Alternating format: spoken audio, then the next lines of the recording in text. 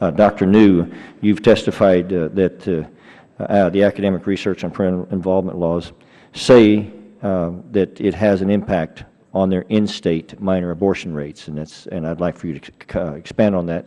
But you also say that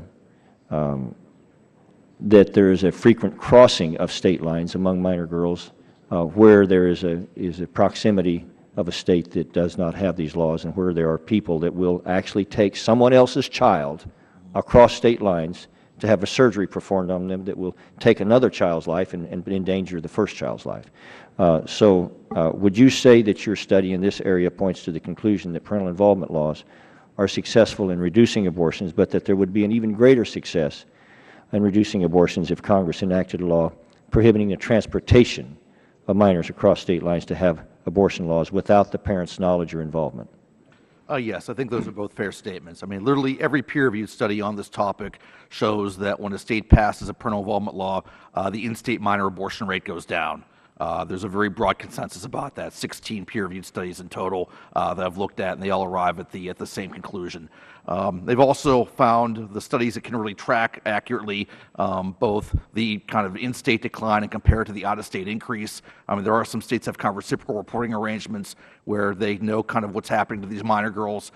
Pretty much every study also finds, or at least both studies that look at that, do find the in-state decline exceeds the out-of-state increase. So I think it is fair to say that these laws are effective. We also do, again, see a short-term increase in minor birth rates, meaning that once these laws are passed, some minors who have otherwise had abortions decide to give birth. But I do think these laws would be made more effective if the Child Interstate Abortion Notification Act did take effect, because in many states, especially states with close proximity to other states with more permissive laws, you do see a substantial part of that in-state minor abortion decline due to the fact that minors cross state lines. That was certainly true in Massachusetts. When Massachusetts passed their law in 1981, it was surrounded by basically every other state did not have a parental involvement law, including New York, including New Hampshire, including Rhode Island up until 1982, including Connecticut, and again, a number of Massachusetts minors circumvented that law by getting abortions in other states.